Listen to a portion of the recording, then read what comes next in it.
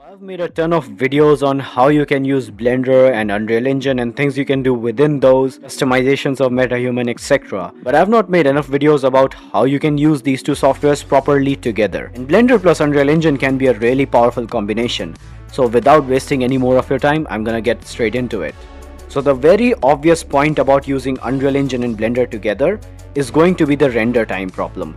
The thing is that you can use the cycles of Blender to render out really realistic path traced lighting sceneries, but the point is that the render time is going to be incredibly high. See, the thing is that if you're trying to make a VFX shot that has to be hyper realistic, then I would probably still go with Blender's cycles. But if you're making an animation that completely consists of animated characters per se, then in that case just go ahead and make your animation within Unreal Engine. What I'm trying to say is that whatever you make within Blender, you can bring it to Unreal Engine and then use Lumen Render Engine. That will cut down your render times by like a margin of 16 times or even more than 20 times. While I understand that you can optimize Cycle's render engine to be faster, it's not gonna be as convenient as just using a faster render engine that gives you just as good of a result. And so yeah, that is going to be the first point, to use Unreal Engine for its speed rather than its capability to animate. Now from what I just said, this might sound controversial, but making animations is going to be always better in Blender, but then exporting them and motion matching them within Unreal Engine is going to be also easier. So what I'm trying to say is that if you're making an animation from scratch, make that animation within Blender.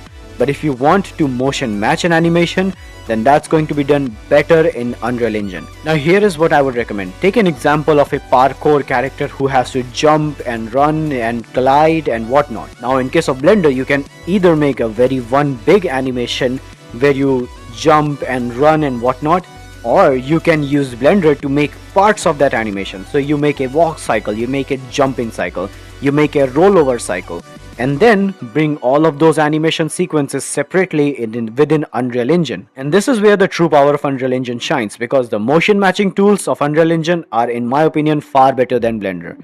Yes, you can motion match within Blender as well, but I've found out that it's far more easier and far more simpler within Unreal Engine. And when you do try to motion match manually within Blender, you will often get a result that is not as desirable, whereas Unreal does the heavy lifting for you and actually motion matches animation in a very realistic way.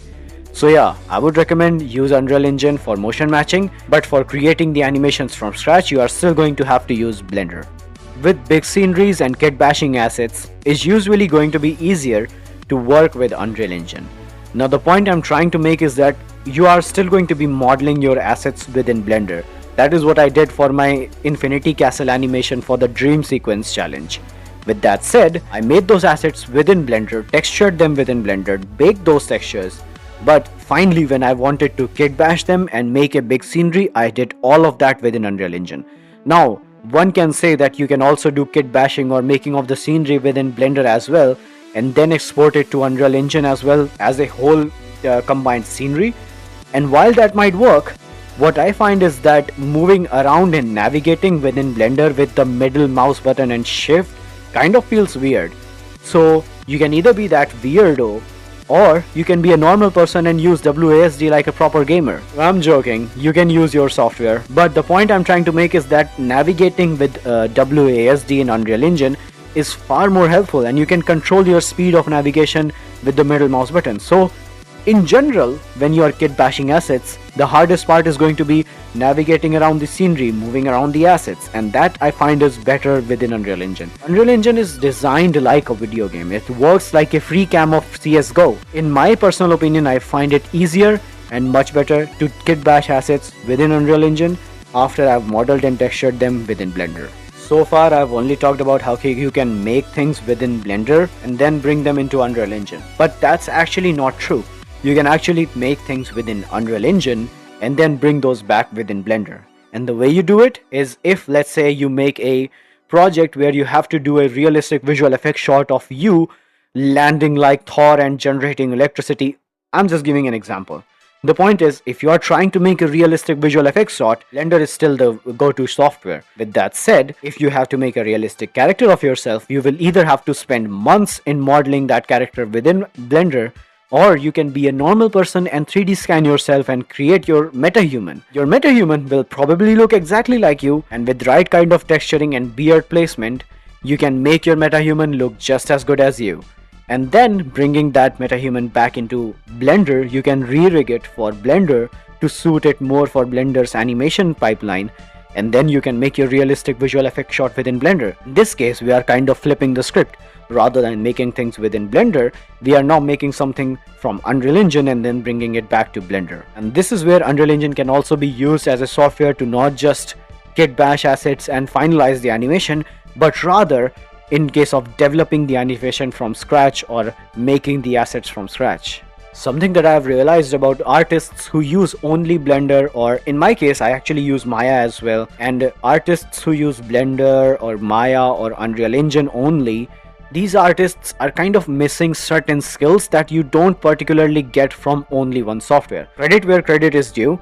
With Blender you are going to learn pretty much every 3D software, or even in general anything in case of editing that you can imagine, because Blender can also do photo editing and video editing. With that said, if you have only been practicing Blender for a while, I would strongly suggest you use Unreal Engine, because let's say you're trying to make a stylized animation that looks sort of like anime but also needs to have really good lighting. In that case, you are stuck with Eevee from Blender. And while Eevee is really good with its now new introduced ray tracing capabilities, it's still far behind Lumen. And so how you can use this is that the creative and the artistic liberty that you get from combining these two softwares, let's say making stylized textures and models from Blender and then bringing them into Lumen render of Unreal Engine, and then customizing the post-processing and Lumen render and just lighting to suit your animation better, that is going to work far better than actually using only Eevee within Blender. People who are using just Maya or just Blender or just Unreal Engine are missing out on a lot of things that they can do if they try to combine these softwares, right? Because it's the same thing as developing a whole pipeline, right? Because in industry, people model or sculpt using Houdini, then they make clothes using Marvelous Designer, then they might do some visual effects works within other softwares. And this is how your 3D workflow should look like. I know that if you are a Blender spoiled kid, I'm sorry. If you have only used Blender, then you are too used to using only one software for everything, and that's not a bad thing. I still recommend learning Blender as the first 3D software because it covers up all the fundamentals. With that said, developing a habit of having to know other softwares as well and utilizing their strengths is kind of an important thing that a lot of Blender people are gonna miss out on. What I'm trying to highlight is that there are strengths to other softwares as well.